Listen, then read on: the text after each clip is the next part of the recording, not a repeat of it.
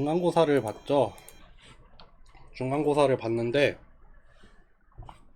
아직 채점은 시작도 못했고 그냥 그날 제출하는 것만 봤을 때 내가 이번 학기에도 혼자 얘기를 하고 있었구나. 그런 생각을 많이 했습니다. 네. 제가 우리 수업도 그렇고 이번 학기에 좀 되게 그러니까 옛날에 제가 지금 6학기째인데 처음에 한두 학기 때는 무슨 얘기를 진짜 많이 들었냐면은 말이 너무 빠르다. 말이 너무 빠르고 설명이 너무 빨라서 따라가기 힘들다. 이런 평가를 진짜 많이 들었어요. 그래서 그런 얘기를 되게 많이 들어가지고 이제 좀 새 학기, 내 학기 하면서 그거를 되게 자각을 많이 해서 좀 말을 천천히 하고 설명도 되게 당연한 것 같지만서도 하나라도 더 그냥 자세하게 설명을 하려고 되게 노력을 했었는데 이게 또 한 이번 학기 6학기 되다 보니까 좀 긴장이 풀렸나 봐. 그렇게 되게 자각을 하고 긴장을 해서 얘기를 하던 게 좀 많이 풀어져가지고 다시 처음처럼 되게 빠르게 얘기를 많이 하는 학기인 것 같아요. 이번 학기가. 그래서 이번 학기에 수업을 좀 많이 하고 있는데 모든 수업에서 전반적으로 지금 무슨 상황이 벌어지고 있냐면은 강의 자료가 뭐 지난 몇 학기 동안 사용했던 강의 자료고 지난 몇 학기 동안 뭐 별 문제 없이 수업을 다 했었는데 이번 학기 수업에서는 유난히 문제가 되는 게 뭐냐면은 수업이 너무 빨리 끝나. 그게 너무 이해가 안 되고 있었어요. 왜 이럴까? 왜 이렇게 수업이 왜 이렇게 빨리 끝나지? 막 분명히 막 지난 학기에는 막 1시간도 하고 1시간 반도 했는데 뭐 1시간 하던 수업이 막 40분 걸리고 한 90분 하던 게 60분 걸리고 그래서 이번 학기 왜 이러지 했는데 혼자 말을 하고 있었나 봐. 모든 수업에서 그랬던 것 같고 컴퓨터 비전도 역시 마찬가지였나 보다. 그래서 맨날 왜 이렇게 수업 빨리 끝날까 얘기하면서도 왜 나는 조금 천천히 말할 생각을 하지 못했나.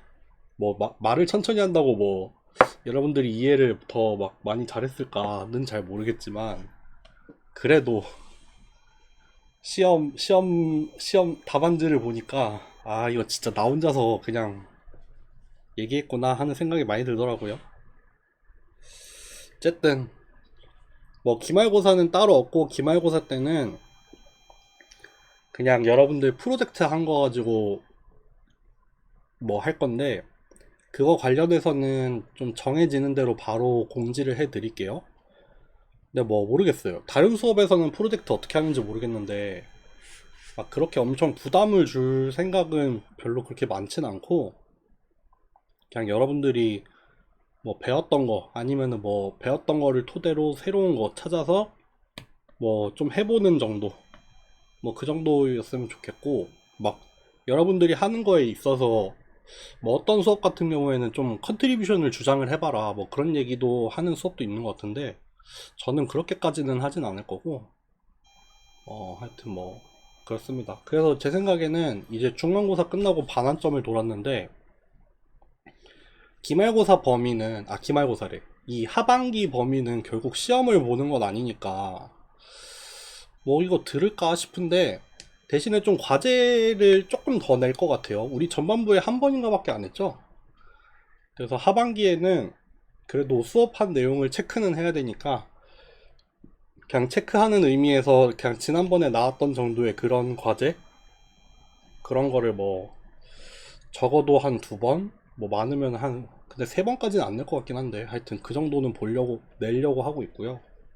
그래서 하반기에 배우는 거는 그렇게 과제하는 거랑 뭐 나중에 프로젝트 한 거랑 해가지고 평가를 할 것 같습니다. 중간고사 채점은 모르겠어요. 일단 학부 거를 먼저 하긴 할 거예요. 채점을 학부 거를 먼저 하고 그 다음에 대학원 거를 할 것 같은데 우리 수업 같은 경우에 좀 주관식이나 서술형 같은 게 많아가지고 채점하는데 좀 더 걸릴 것 같거든요. 그래서 제가 학부 수업 같은 경우에는 내가 늦어도 뭐 이번 주 수요일, 금요일까지는 다 하겠다라고 약속을 해놨는데, 우리 수업은 하여튼 빨리, 최대한 빨리 하겠습니다. 네, 진짜 아무리 늦어도 네, 다음 주는 넘기지 않을게요. 다음 주까지는 무슨 일이 있어도 제가 채점을 해서 성적을 알려드리겠습니다. 네, 과제도 될 수 있으면 과제도 같이 채점해서 알려드리겠습니다. 근데 제가 이번 학기가 채점해야 될 게 거의 역대급인 것 같아요. 지금 학부 수업도 채점해야 되는 거 다 합치면은 한 답안지 한 100개는 해야 되거든요, 지금. 네, 한 60개랑 30개니까 한 100개 정도 있는 것 같은데, 그거 채점하고 요거를 해야겠죠. 아, 하여튼 이번 학기 되게 뭐가 많네요. 그렇습니다. 시작하죠. 시작하기 앞서서 또 희소식을 전해드리자면은, 저한테도 희소식이에요. 우리가 개교기념일이 있다고 하더라고요. 그래서 개교기념일을 수업하냐 이런 질문이 되게 많이 들어오길래, 개교기념일이면은 뭐 안 해야죠.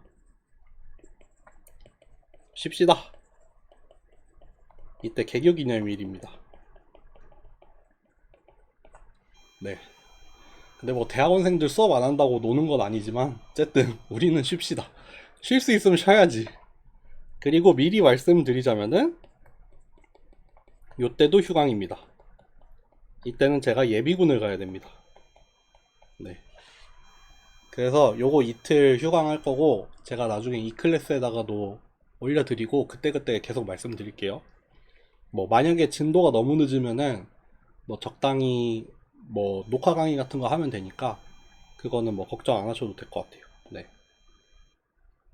그렇고요. 혹시나 예비군을 이날 가는 분들은 제발 만나도 인사는 하지 말아주세요. 민망합니다. 네. 시작할게요. 오늘 하려는 거는 여러분들 다른 수업에서 뭐 다른 수업이 됐든 어디든 간에 뭐 한 번쯤은 배웠을 거라고 생각을 해요. 주성분 분석을 하러 갑니다. 우리나라 말로는 주성분 분석이라고 하고, 프린시플이야 팔일까 뭐야, 갑자기 헷갈리네. 그쵸, 이거죠. 프린시펄 컴포넌트 어널리시스를 해야죠. 줄여서 우리가 PCA라고 하는 차원 축소의 일종이죠. 그 뭐 디멘션이 높은 어떤 데이터를 효과적으로 압축을 잘 해서 더 줄어든 차원으로 더 적은 양의 정보를 가지고 표현을 하려는 게 우리가 차원 축소, 디멘셔널 리덕션이라고 하죠. 그래서 차원 축소하는 방법들이 뭐 몇 가지가 있는데, 저희는 일단 계획으로는 두 가지를 보려고 해요. 첫 번째는 주성분 분석을 하려고 하고, 두 번째는 뭐 따로 수업을 하나를 뺄지 아니면 그냥 묻어서 갈지 모르겠는데, 뭐 NMMF 내지는 줄여서 MMF 이렇게. 그래서 논 네거티브 매트릭스 팩토리제이션을 할 건데, 뭐 요거나 결국에는 여러분들 아시겠지만 주성분 분석 같은 경우에는 SVD잖아요. 싱귤러 밸류 디컴포지션, 여기 오늘 타이틀이죠. SVD를 잘 하면은 우리가 PCA를 할 수 있어서, 어쨌든 PCA도 주어진 코베리언스 행렬을 디컴포지션을 해서 여러 개의 곱으로 표현을 하는 거고, 뭐 하게 되는 논네거티브 매트릭스 팩토리제이션도 결국 하나의 행렬을 여러 개의 행렬의 곱으로 표현을 하게 되는데, 다만 이제 그것들이 의미가 있어서 어떻게 하면은 뭐 주어진 행렬을 더 적은 숫자의 뭐 벡터나 이런 조합으로도 표현을 할 수 있게 해주는 그런 거잖아요. 그래서 뭐 당연히 차원 축소라는 의미에서도 묶이지만 이 디컴포지션 내지는 팩토리제이션으로도 묶이기 때문에 요거를 하나의 주제로 묶어서 가려고 하고 있고요. 점점 더 이제 좀 더 뭐랄까 고전적인 컴퓨터 비전이나 이미지 처리에서 좀 머신러닝이나 딥러닝에 가까워지는 토픽으로 넘어가고 있다고 보시면 됩니다. 그래서 요거 두 개를 할 겁니다. 뭐 이번 주에서 다음 주까지 해가지고 요거랑 요거를 할 건데, 오늘은 주성분 분석에 들어가기에 앞서서 PCA 하기 전에 일단 SVD를 한번 할 겁니다. 네. 그래서 오늘 들고 온 거는 그냥 SVD 하나 들고 왔습니다. SVD를 여러분들은 모르겠어요. 선형대수를 뭐 완전히 공부를 하고 온 분도 있을 거고, 그냥 적당히 뭐 여기저기서 귀동냥 한 걸로 듣는 분들도 있을 텐데, 결국에 제 생각에 학부 때 배우는 선형대수는 여기가 종착점인 것 같아요. 저는 SVD를 가지고 모든 게 설명이 다 되는 것 같거든요. 그래서 그냥 한 번쯤은 제대로 좀 살펴보고 가도 의미가 있는 이슈라고, 토픽이라고 생각을 해서, 그래서 이렇게 따로 하나를 뺐고요. 왜냐면 SVD만 잘 하더라도 여기 안에 컬럼 스페이스와 베이시스에 대한 얘기도 다 나오고,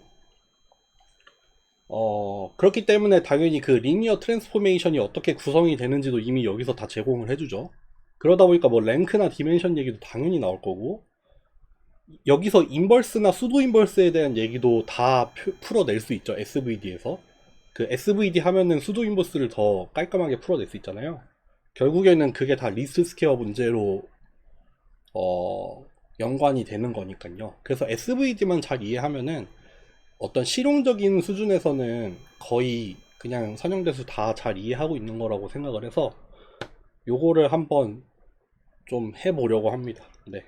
그래서 해봅시다. 일단 시작을 해보죠. 그래서 먼저 용어를 좀 정리를 합시다. 용어를 몇 개를 정리를 해야 되는데, 우리가 첫 번째로는 다이어고널 매트릭스를 해야겠다. 다이어고널 매트릭스라고 하면은 보통 뭐 요런 표현을 많이 쓰죠. 뭐 D1, D2, 뭐 DN이라고 할까요? 다이어고널 매트릭스라고 하면은 요 행렬이 일단 정사각 행렬인데, 일단 스퀘어 매트릭스는 깔고 들어갑니다. 스퀘어 매트릭스인데, 여기 우리가 여기를 다이아고널 엔트리라고 하죠. 제가 지금 조금이라도 친절하고 천천히 설명하려고 되게 노력 중이에요.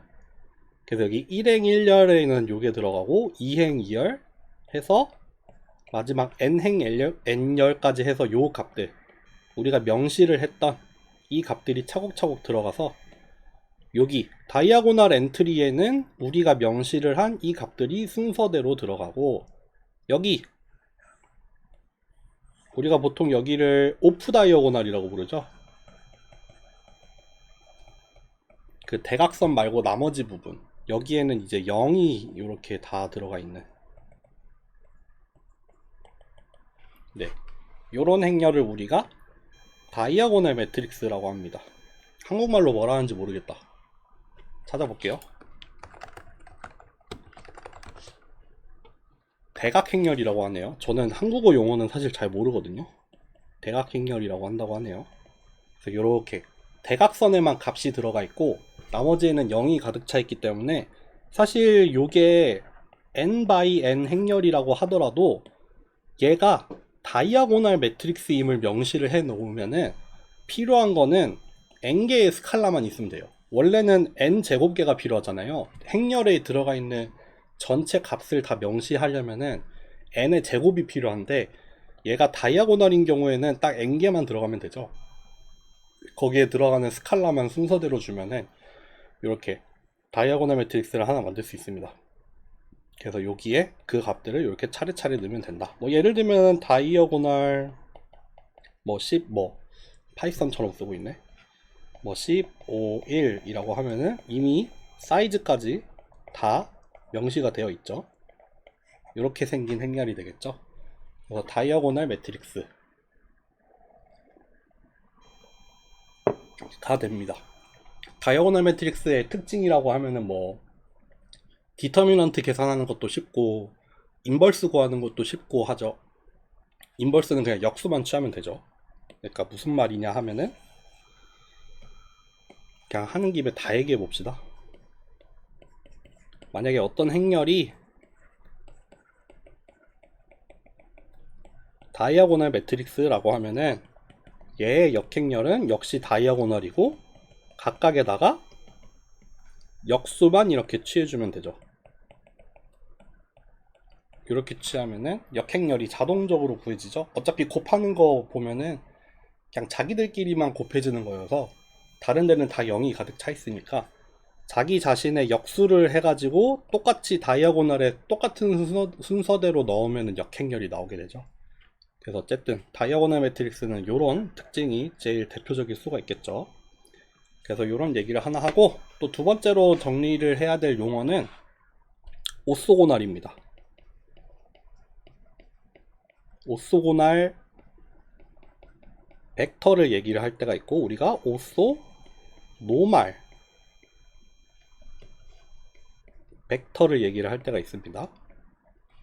그리고 오쏘고날 매트릭스를 얘기를 해요.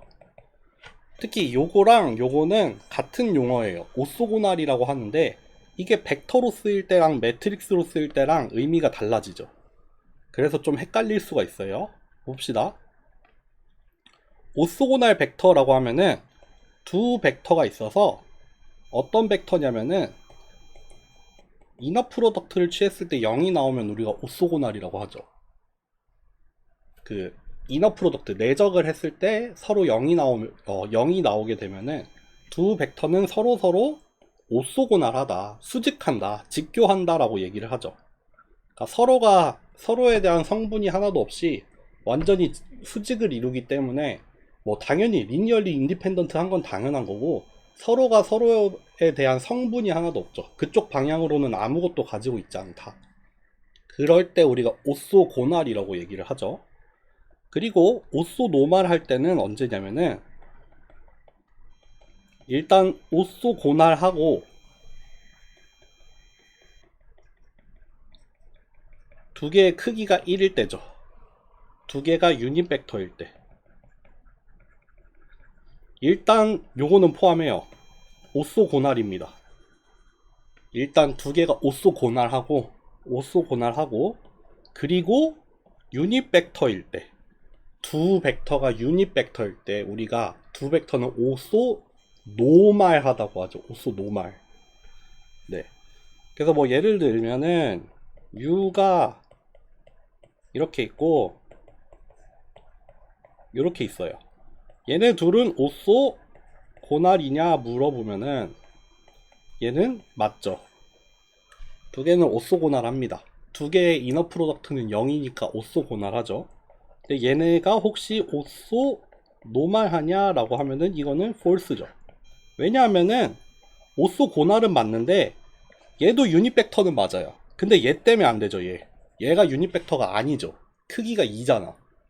그래서 이때는 틀리게 됩니다. 네. 그래서 오쏘노말이라고 하면은 오쏘고날 더하기 유닛 벡터 일 때 요 두 개를 다 만족할 때 우리가 오쏘노말 벡터라고 합니다. 그리고 마지막으로 오쏘고날 매트릭스라고 하면은 언제냐면은 각각의 컬럼 벡터들이 오쏘 노말 할 때예요. 어떤 매트릭스 U가 있는데 U라고 할까요? A라고 할까요? A라는 매트릭스가 하나 있는데 여기에 벡터들이 이렇게 순서대로 들어가 있을 거 아니에요. 요 들어가 있는 벡터들이 어떻게 두 개를 조합을 하던 간에 오쏘 노말 하면 됩니다. 오쏘 노말. 그러니까 서로가 다 이너 프로덕트를 하면은 어떻게 조합을 하던 간에 항상 1이 나와. 0이 나와. 두 개, 뭐를 두 개를 뽑든 이너 프로덕트는 무조건 0이 나오고 그러면서도 자기 자신들은 다 유닛 벡터여야 돼. 그러면은 그럴 때 우리가 오쏘고날 매트릭스라고 합니다. 대표적으로 어떤 행렬이 오쏘고날 매트릭스냐면은 아이덴티티 매트릭스. 이거 오쏘고날 매트릭스죠. 일단 유닛 벡터 맞죠? 요렇게 두 개를 갖나, 요 두 개를 보나, 요렇게 두 개를 보나, 뭐 두 개를 하던 간에 이너 프로덕트 항상 0이 나오잖아요. 그러니까 요거는 오소고날 매트릭스입니다. 대표적으로 아이덴티티 매트릭스. 또 뭐 예를 들면은 요런 매트릭스. 요런 매트릭스는 안타깝게도 오소고날 매트릭스는 아니죠. 일단 각각의 컬럼 벡터가 오소고날은 맞아. 두 개가 직교는 해요. 두 개가 이너 프로덕트가 0이 되기는 해. 근데 유닛 벡터가 아니잖아요. 유닛 벡터가 아니에요. 그래서 얘는 오소고날 매트릭스는 아니에요. 오소고날 벡터냐? 라고 물어보면 오소고날 벡터 맞아요. 근데 오소고날 매트릭스냐? 라고 하면 오소고날 매트릭스는 아니죠. 얘를 만약에 오소고날 매트릭스로 만들고 싶으면은 뭐 이렇게 만들면 되겠죠. 똑같은데 각각의 벡터를 노멀라이즈만 하면 되겠죠. 어차피 오소고날 벡터이기는 했으니까 각각의 벡터를 유닛으로만 만들어주면은 어차피 오소고날은 깨지지 않을 거고 그 길이가 1로 바뀌기 때문에 이렇게 되면은 오소고날 매트릭스가 될 수 있습니다. 네, 그렇습니다. 근데 오소고날 매트릭스에서 오소고날 매트릭스가 갖는 가장 대표적인 특징이자 뭐라고 해야 돼? 어떤 얘를 간단하게 나타내면은 이런 성질을 가지고 있어요. A라고 합시다. 요렇게 곱하나 요렇게 곱하나 아이덴티티가 나옵니다. 오소고날 매트릭스는 어떤 성질을 가지고 있냐면은 트랜스포즈가 곧 뭐다? 인버스입니다.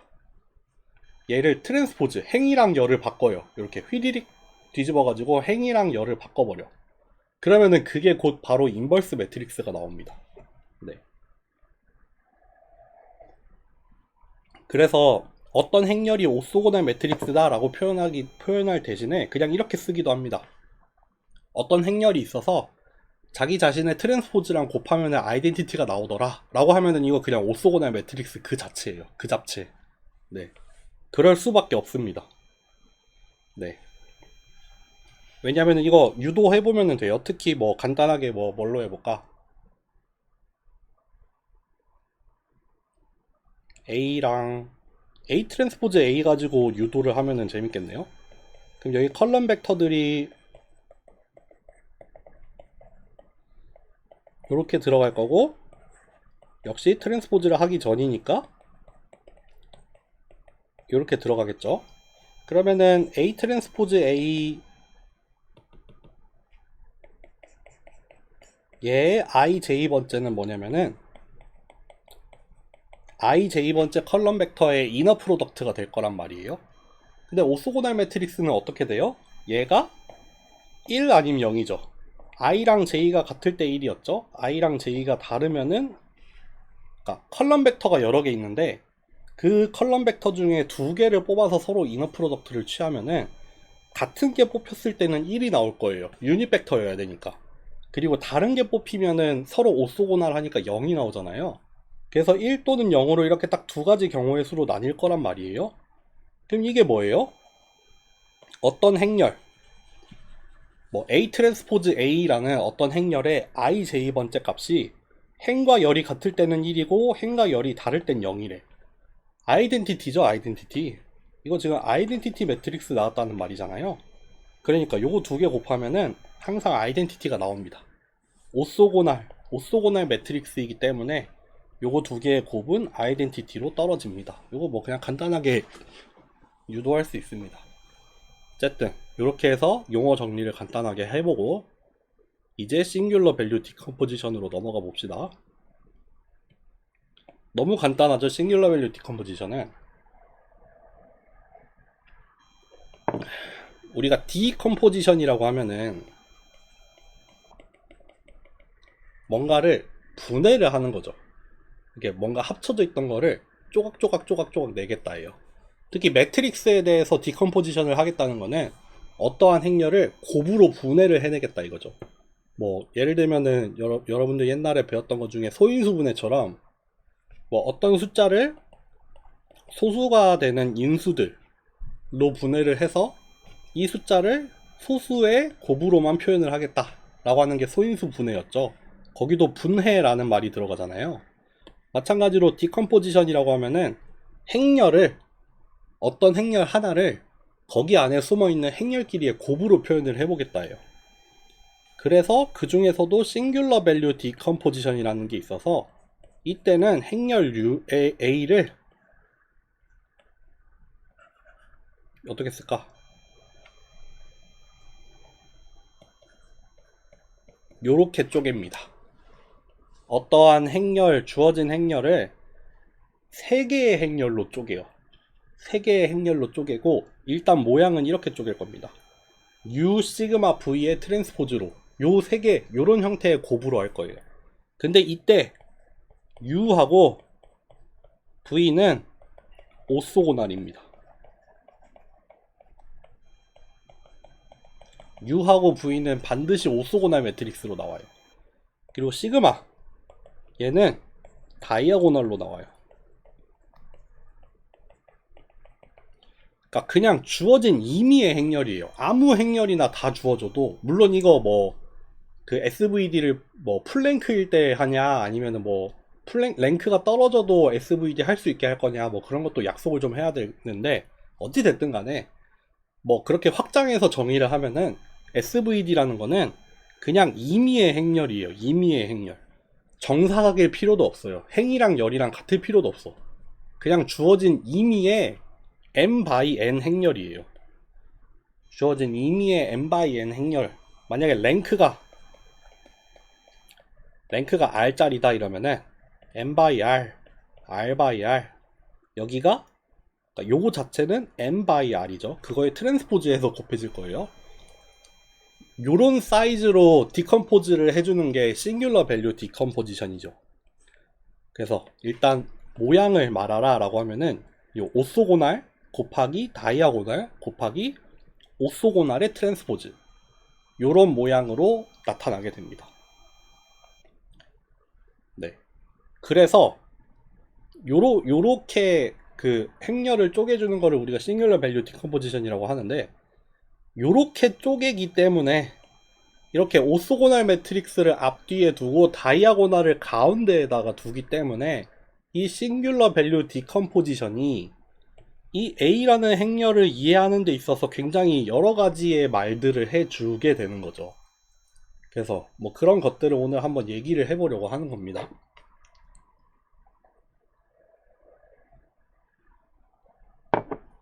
한번 예를 들어볼까요? 예를 하나 들어봅시다. 우리가 행렬 하나가 있는데 뭔지 모르겠어.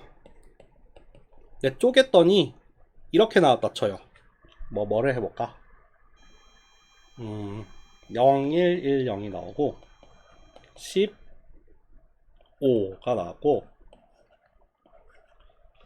아까 나왔던 것처럼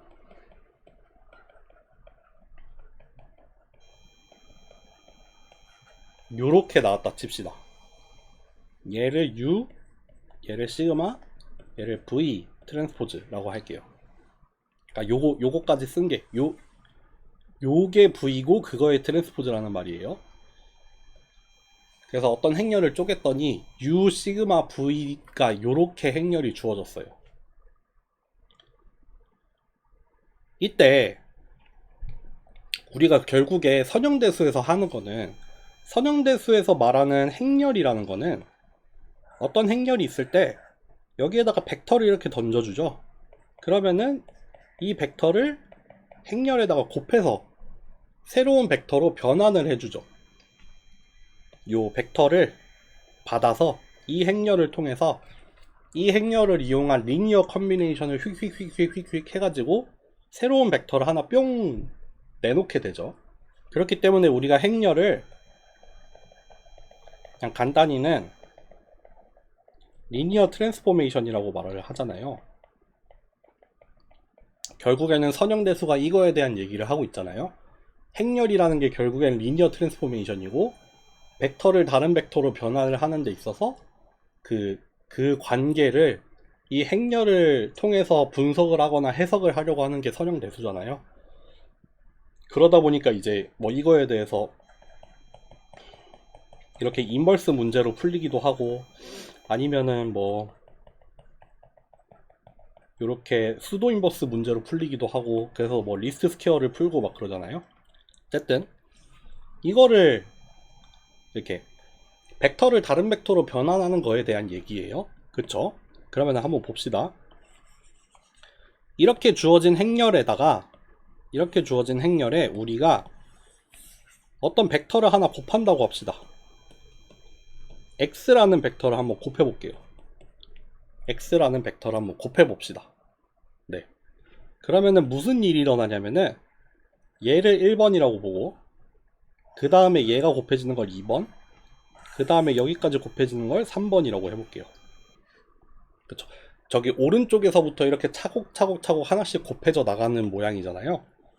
그러니까 맨 처음에 이 V 트랜스포즈 X는 무슨 일이 일어나는지 한번 봅시다. V 트랜스포즈를 하면은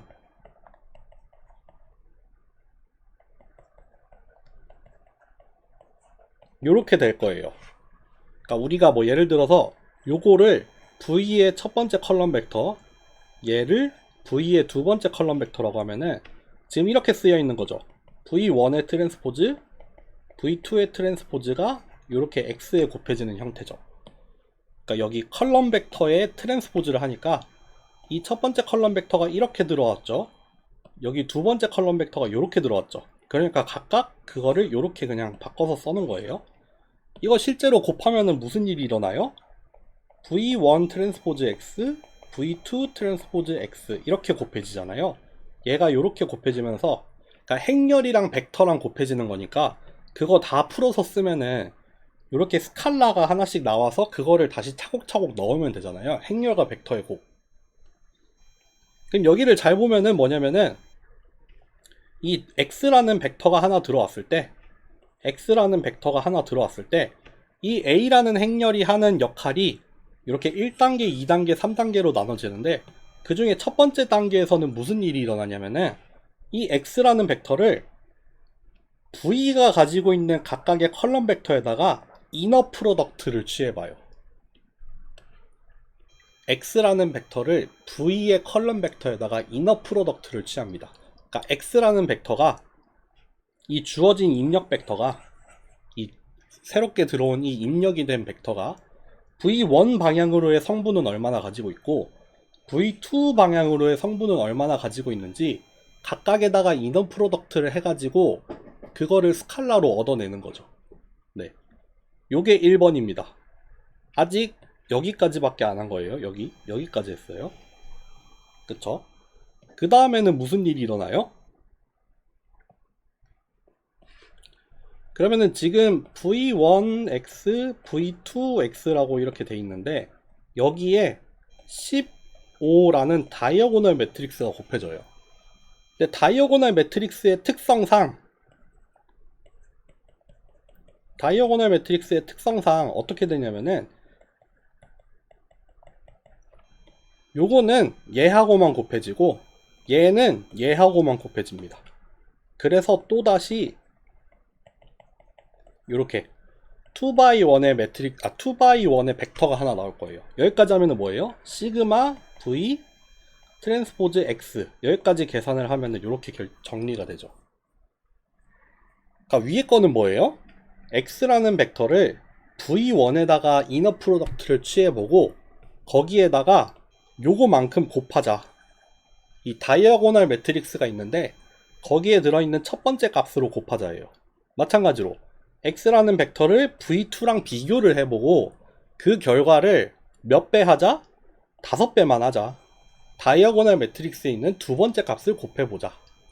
그렇게 해서 여기 위에 값, 아래 값 해서 2x1의 벡터가 하나 나옵니다. 여기까지가 2단계입니다. 2단계. 마지막 3단계까지 가면 이제 무슨 일이 일어나요? 여기 앞에 아까 예를 들면은 0110이 들어있었어요. 얘를 또 마찬가지로 U1, 얘를 U2라고 합시다. 그럼 여기 2x2의 매트릭스 U가 들어있고 여기 시그마 V 트랜스포즈 X 하면은 2x1짜리 벡터가 하나 나와 있어요. 요거 두 개 곱하는 거예요. 결국 뭐예요? U1 벡터에다가 이거 저희 리니어 알제브라 할 때 했던 내용이에요. U1 벡터에다가 요 스칼라를 곱할 거예요. 스칼라예요, 스칼라. 그리고 U2 벡터에다가 요거를 곱할 겁니다. 여기 U2에다가 요만큼을 곱해서 나올 겁니다. 그러니까 요 행렬과 요 벡터의 곱은 그렇게 표현할 수 있다고 했잖아요. 이제 여기 들어있는 컬럼 벡터들의 리니어 컨비네이션인데, 어떻게 리니어 컨비네이션을 하냐면은 여기에 들어있는 값들을 가지고 리니어 컨비네이션을 하면 된다고 옛날에 선형대수 리뷰할 때 얘기를 했었거든요. 그럼 결국 이렇게 얻어집니다. 이렇게 얻어집니다. 그러니까 뭐 하나 예를 들어볼까요? 아까 요 행렬을 예를 들면은 요 행렬을 예를 들어볼게요. 0, 1, 1, 0이 들어있었고 10, 5가 들어있었고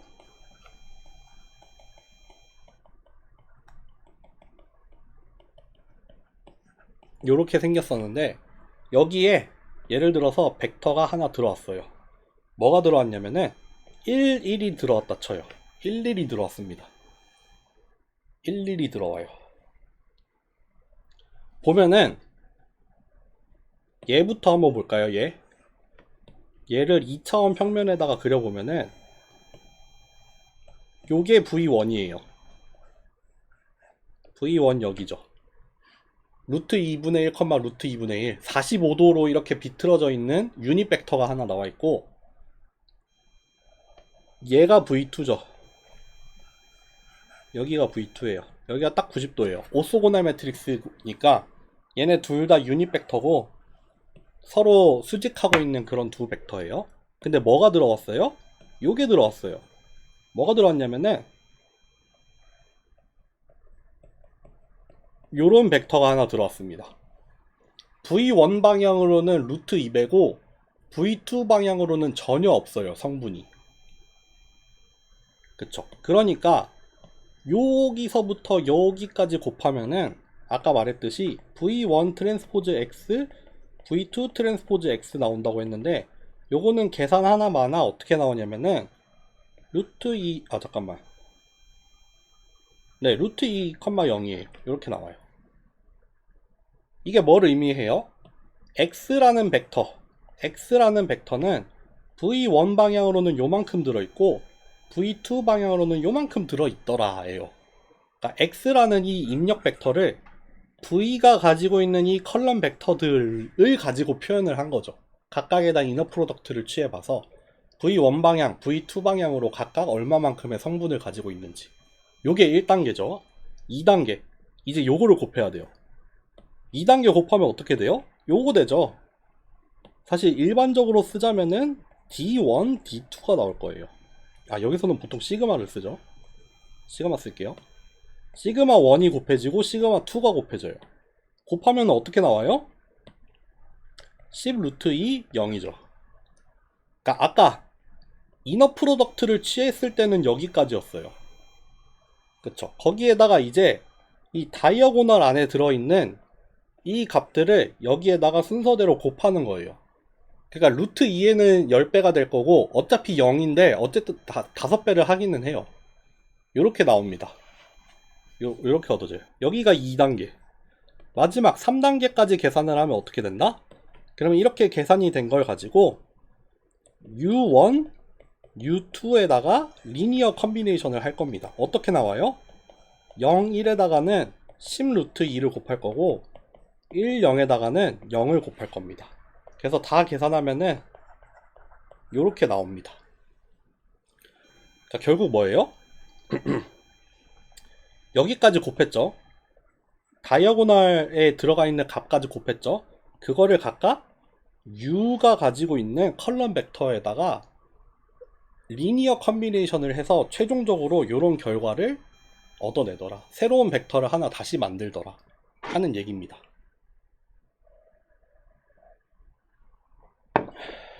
네, 요 얘기입니다.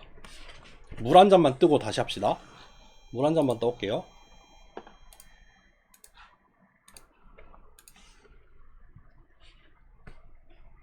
무슨 얘기하고 있었지? 그래서 어쨌든 여기 나와 있는 자료를 이제 좀 봅시다. 우리가 Singular Value Decomposition, 줄여서 SVD라고 부르고, 이거는 기본 매트릭스 A에 대한 건데, A에다가 요구하는 조건은 사실 아무것도 없어요. 뭐 예를 들면은 적어도 뭐 다이어고널라이즈를 해야 된다라고 하면은 그거는 아이겐 벡터들이 다 뭐 리니얼리 인디펜던트 해야 된다 이런 얘기 나오잖아요. 그런데 싱귤러 밸류 디컴포지션에는 별달리 요구하는 조건이 없습니다. 그냥 되게 일반적인 행렬에 대한 얘기를 하는 겁니다. 그래서 어떤 행렬이든 그냥 어떤 행렬이에요. n by n짜리고 랭크는 풀랭크여도 되고 랭크 떨어져도 상관없고, 그 랭크가 r이라고 하면은 a라는 행렬은 이렇게 딱 쪼갤 수 있다. 어떻게? 여기 오소고날하게 서로 오소노말하죠. 오소노말한 몇 개의 벡터가 나오냐면은 r개의 벡터가 나옵니다. 랭크계의 벡터가 나오고, 역시 다이어고널 텀에도 이렇게 r개, 랭크계의 값들이 이렇게 다이아고널로 쭈르륵 들어가고, 거기에 대응이 되는 또 다른 오소고날 매트릭스가 하나 있어서 거기에도 r개의 벡터들이 이렇게 쭈르르륵 들어가게 됩니다. 그래서 우리가 여기 들어가는 이 값들을 싱귤러 밸류라고 하죠. 뭐 싱귤러 밸류 자체도 아이겐 밸류처럼 뭐 쓰이는 일이 있죠. 네, 잘 기억이 안 나네.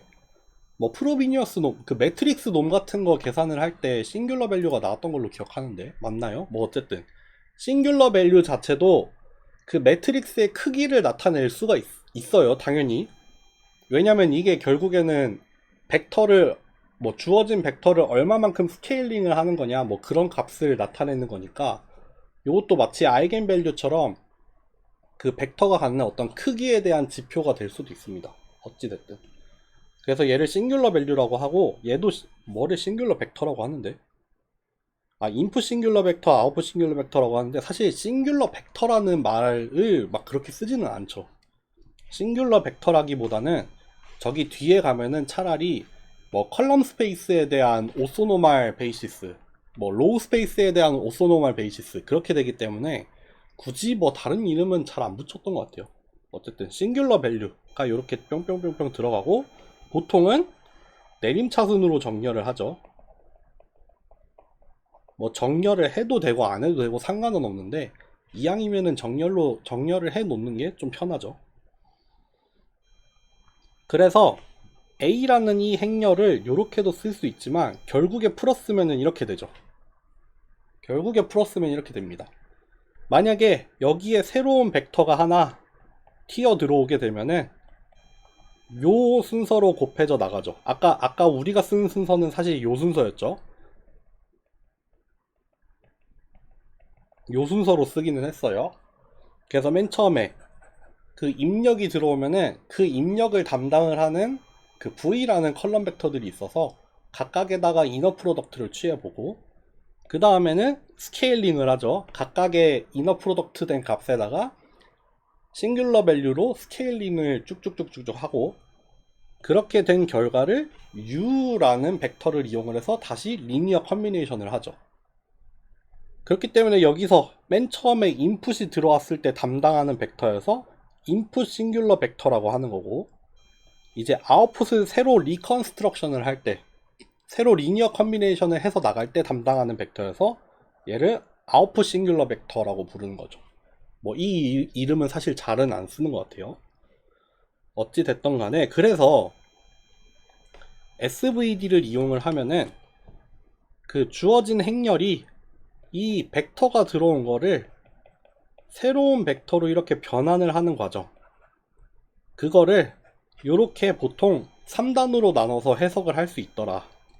그래서 뭐더라? 인풋을 먼저 이너 프로덕트를 취해보고, 같은 얘기 또 하죠. 이너 프로덕트를 취해보고 스케일링을 하죠. 다이아고널로. 그 다음에 아웃풋을 만들어내는 새로운 베이시스가 있죠. 어떻게 보면 베이시스죠. 네.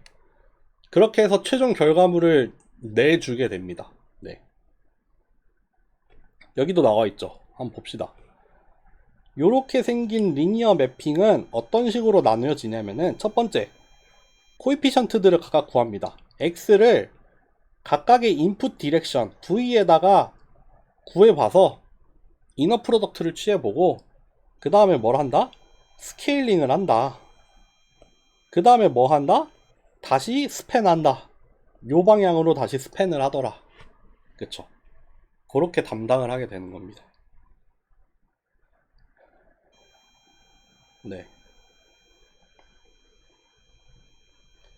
그러니까 여기 또 중요한 얘기가 하나 나오긴 하네. 아이겐밸류 디컴포지션, 다이어고널리제이션이랑 다른 게 뭐가 있냐면은 아이겐밸류 디컴포지션 같은 경우에는 이렇게 나누잖아요. 여기 앞이랑 뒤에 곱해져 있는 행렬이 사실 동일한 행렬이잖아요. 아이겐 벡터로 이루어진 행렬이기 때문에 어떻게 보면은 인풋을 담당하는 행렬이랑 아웃풋 담당하는 행렬이 사실 같은 행렬로 구성이 되어 있죠. 근데 싱귤러 밸류 디컴포지션은 그거를 좀 더 일반화를 하다 보니까 이제 인풋 담당, 아웃풋 담당이 다른 방향을 가리키게 되죠. 네. 그 얘기를 하는 겁니다. 요 얘기는 넘어가고요. 여기 아까 그 얘기예요. 그 매트릭스의 싱귤러 밸류라는 게 결국에는 매트릭스의 크기를 측정을 하는 하나의 매저로도 사용이 되기도 하거든요.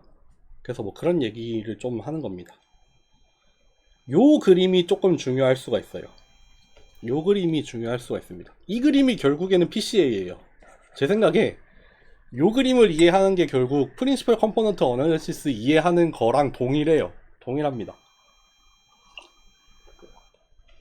뭐냐면 A라는 행렬이 있어서 얘가 2x2 였다고 합시다. 그리고 플랭크였어. 그래서 잘 쪼개봤더니 이렇게 쪼개졌어. 각각에 들어있는 컬럼 벡터를 뭐 U1, U2, V1, V2라고 할게요. 여기가 뭐예요? 인풋 스페이스예요. 여기가 뭐냐면은 아웃풋 스페이스입니다. 여기 그려놓은 거는 원, 그 유닛 서클이에요. 유닛 서클. 반지름 일자리인 원을 하나 그려놨어요. 반지름 일자리인 원을 하나 그려놓고 뭐를 해봤냐면은 여기 위에 있는 이 원 위에 있는 벡터들이 엄청 많을 거 아니에요. 촘촘하게 벡터들이 엄청 많을 거 아니에요. 뭐 10개면 10개, 100개면 100개, 1000개면 1000개 이렇게 막 촘촘하게 자를 수 있잖아. 그러면은 그 벡터 하나하나를 A를 이용을 해서 변환을 한 다음에 그림을 그려봤어. 그랬더니 뭐가 나왔냐면은 이렇게 짜부러진 타원이 나와요. 타원이 하나 나옵니다. 이게 어떻게 이렇게 되냐면은 먼저 첫 번째, 여기 이 인풋 스페이스를 봤더니 뭐가 있냐면은 베이시스가 두 개가 있죠. V1이 여기래. V1이 여기고 서로 오소고날하죠. V2가 여기래. 그쵸? 그럼 예를 들어서 X라는 벡터가 정확히 V1이랑 동일한 벡터가 이렇게 들어왔어. 입력으로 V1이 들어왔어. 입력으로 V1이 들어오면은 만약에 X가 V1이 들어오면은 AX는 뭐가 돼요? 시그마1 U1이 나오죠.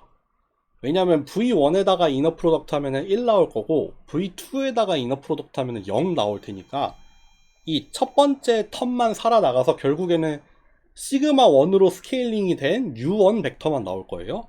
그러니까 여기에 입력이 빵 찍히면은 그 벡터는 여기로 들어옵니다. 뭐? 여기 지금 U1 벡터를 시그마 1으로 스케일링을 해서 그려놓은 거예요. 그러니까 요 벡터가 입력으로 들어오면은 요 벡터가 출력으로 나옵니다. 얘가 X라면 얘가 AX가 될 거예요. 그쵸? 마찬가지로 만약에 X가 정확히 V2야. X가 정확히 V2야. 그러면 AX 하면은 정확히 시그마2 U2가 나오죠. 어차피 이너 프로덕트 하는데 첫 번째 거에는 0이 될 거고 두 번째 거에는 1 나올 테니까 정확히 어디로 떨어지냐면은 여기로 떨어집니다. 여기. 시그마 2 U2로 떨어집니다. 그러니까 요 벡터는 여기로 변환이 돼요. 요 벡터는 1로 변환이 되고. 그래서 이런 타원이 나오게 됩니다. 여기서부터 여기로 벡터를 좀 움직여가면서 잘게 쪼개가지고 벡터를 하나하나 뽑아가지고 A를 이용을 해서 다 변환을 시키면은 여기서 출발을 해서 이렇게 좀 이동을 해서 여기로 도착을 하게 됩니다. 그래서 이렇게 한 바퀴 돌면은 다시 늘어났다가 또 줄어들었다가 다시 여기로 돌아오게 됩니다. 그러니까 어떻게 보면은 여기 인풋 스페이스, 그 인풋 스페이스라고 하는 말은 이거를 말하는 거예요. 얘가 사는 공간을 우리가 인풋 스페이스라고 부르고 있고, 얘가 사는 공간을 아웃풋 스페이스라고 부르는 거예요. 여기 이 입력에다가 여기에다가 유닛 벡터 집어넣으면은 유닛 서클을 그려가지고 그거를 다 A를 이용을 해서 변환을 시키면은 요렇게 타원이 나와요. 타원으로 변환이 됩니다. 결국에는 그러면 무슨 일이 일어나겠어요? 여기 인풋 스페이스를 그려볼게요.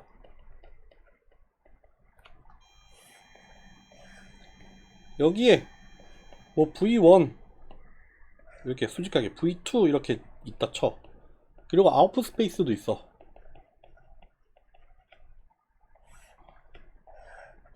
얘는 뭐 어디 할까? 아무 때나 U1 U2라고 합시다. 여기에 벡터가 하나 들어와. 이렇게 생긴 벡터가 하나 들어와서 얘가 A를 이용을 해서 변환이 되면은 어떻게 찍힐까를 생각을 해보면 어떻게 찍혀요? 이렇게 찍히겠죠. 요만큼이 얼마예요? V1 트랜스포즈 X죠. 마찬가지로 여기를 여기다가 프로젝션을 시키면은 V2 트랜스포즈 X죠. 뭐 얼마가 나올 거예요, 값이.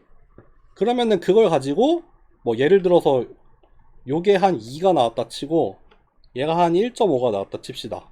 그럼 우린 뭘 하면 돼요? 요 방향으로는 얼마만큼 가야 돼요? 시그마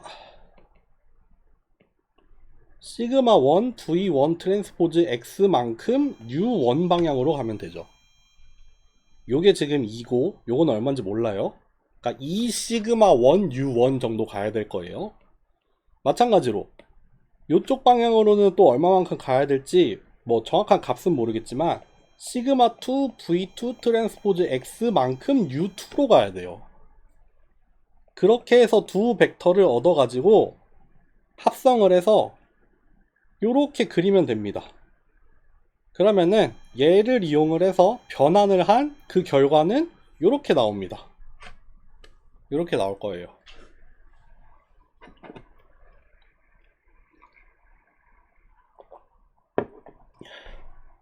결국에는 요 그림으로 이어지게 됩니다. 우리가 행렬이 하나 주어지면은 뭐 아는 분들은 아실 거고 모르는 분들은 모르시겠지만 이 A라는 행렬을 기준으로 뭐 A를 기준으로 하면은 널 스페이스랑 컬럼 스페이스라는 게 정의가 되고, 마찬가지로 A 트랜스포즈에 대해서 널 스페이스랑 뭐 로우 스페이스라고 부르죠. 우리가 그 트랜스포즈한 스페이스 뭐 그런 게 나타나는데, 여기가 결국에는 인풋 공간이 될 거고 여기가 아웃풋 공간이 되죠. 그래서 모든 이 0으로 도착을 하는 모든 벡터들을 우리가 널 스페이스라고 부르죠. 마찬가지로 뭐 여기 인풋 스페이스를 전부 다 A를 통해서 변환을 해서 얻어지는 치역을 우리가 컬럼 스페이스라고 부르죠. 근데 이게 결국에는 SVD랑 무슨 상관이 있냐라고 하면은, 우리가 A가 지금 랭크가 R개라고 했어요. 일반적으로 R개 랭크개만큼의 그 디컴포지션이 이루어진단 말이에요. 그 아웃풋들을 담당을 하던 U 매트릭스는 결국 뭐냐면은 컬럼 스페이스의 베이시스가 되겠죠. 결국에는 U 시그마 V 트랜스포즈 해가지고 나오는데, 얘를 가지고 결국에는 스팬이 되잖아요. 여기 앞에서는 다 스칼라만 구해지고, 그러니까 결국 스팬을 담당을 하는 건 얘예요. 뭐를 스팬을 하겠어요? 컬럼 스페이스를 스팬을 하겠죠. 그러니까 컬럼 스페이스를 생성을 해내는 베이시스가 되는 게 U 행렬 안에 이미 다 들어가 있고, 그렇기 때문에 여기 U1부터 UR까지가 컬럼 스페이스를 이루는 오소노멀한 베이시스들이 되겠죠. 그리고 심지어는 그 각각의 대응이 되는 값들이 이 로우 스페이스에서는 V 행렬에 이미 다 기술이 돼 있죠. 여기 안에 기술이 돼 있어. V1 방향으로의 컴포넌트는 시그마만큼 스케일링이 돼서 U1으로 스팬이 될 거고, V2 방향으로는 시그마2만큼 스케일링이 돼서 U2로 갈 거고, 그러니까 여기도 마찬가지로 R개의 벡터가 있겠죠. 여기 컬럼 스페이스가 가지고 있는 디멘션이랑 동일해요. 대신에 얘는 인풋 스페이스를 담당을 하는 베이시스들이 될 거예요. 그러니까 이미 여기 로우 스페이스의 베이시스 R개랑 컬럼 스페이스를 이루는 베이시스 R개가 이미 여기서 다 나와 있습니다. 싱귤러 밸류 디컴포지션을 하면 다 나옵니다.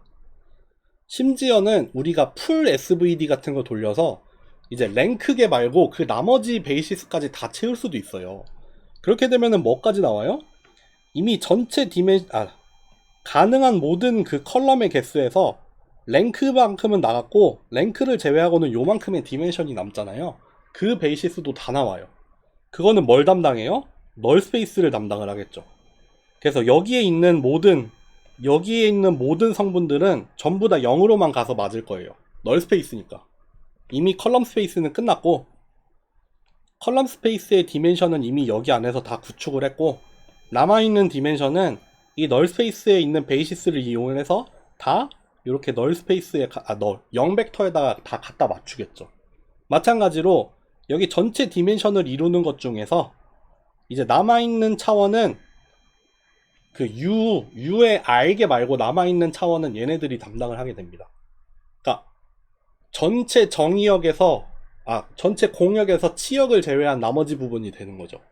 그러니까 우리가 절대 도달할 수 없는 곳, A라는 행렬을 이용을 하면은 A라는 행렬을 이용을 해서 변환을 했을 때 절대 도착할 수 없는 거기, 그 나머지 부분, 거기가 결국엔 여기가 될 거고, 거기를 이루는 베이시스들도 풀 SVD를 하면은 이렇게 다 추출이 됩니다.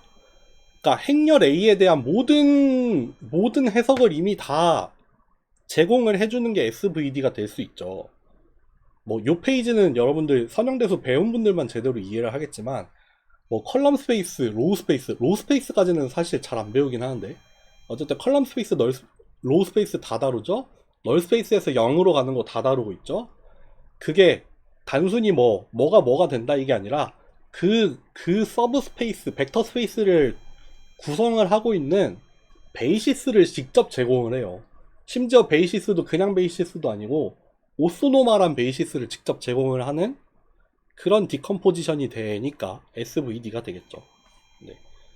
이렇게 하면은 좀 빡센 얘기고, 어쨌든 우리는 요 정도까지만 이해를 잘 하면 됩니다. 요 정도만 잘 이해를 해도, 왜냐하면은 다음 시간에는 뭘 하게 되냐면은, 생각보다 또 빨리 끝날라 그러네. 천천히 한다고 천천히 했는데,